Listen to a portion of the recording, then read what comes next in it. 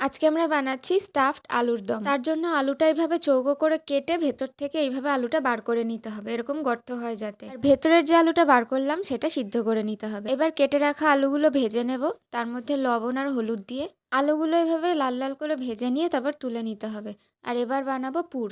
কালকে যেহেতু ছিল কৌশিকী অমাবস্যা, তো আমরা কালকে নিরামিষ খাবো ভেবেছিলাম, তার জন্যই এটা বানানো হয়েছে। এবার পুর বানানোর জন্য তেলের মধ্যে আদা বাটা দিলাম, তার মধ্যে কিশমিশ ভেজানো আর কাঁচা লঙ্কা দিয়ে ভেজে নিলাম। তার মধ্যে সব রকম মশলা দেবো, লবণ, হলুদ আর যা যা লাগে সব কিছুই দেবো। দিয়ে তার মধ্যে সিদ্ধ করা আলুটা আর পনির গ্রেট করে দেবো, তারপর ভালো করে মিশিয়ে নেব। এই তরকারিটা কিন্তু রুটি, লুচি, পরোটা, পোলাও, ফ্রাইড রাইস সব কিছু দিয়েই খাওয়া যাবে। আর আমরা এটা তো নিরামিষ বানিয়েছি, তবে এটা চিকেন, চিংড়ি যে কোনোভাবে আমিষ দিয়েও বানানো যাবে। আলু ভাজাও হয়ে গেছে, পুর বানানোও হয়ে গেছে। এবার আলুর ভেতর এইভাবে পুরগুলো ভরে নেব। সবকটা আলুতে পুর ভরা হয়ে গেলে এবার ঝোল বানাবো। তার জন্য তেলে অল্প এলাচ দিলাম, তার মধ্যে আদা বাটা। এবার সব রকম মশলা দেবো যা যা লাগে।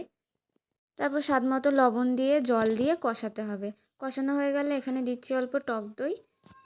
আর আমরা অল্প চিনি দিয়েছি। এবার আবারও ভালো করে কষিয়ে আলুগুলো দিয়ে দেবো, আর ওপর থেকে দিয়ে দেবো কাঁচা লঙ্কা। তারপর ফুটে গেলেই তরকারি রেডি। আর ওপর থেকে অল্প গরম মশলা দিয়েছি। এটা আমরা প্রথমবার বানিয়ে খেলাম, যেটা দারুণ লেগেছে।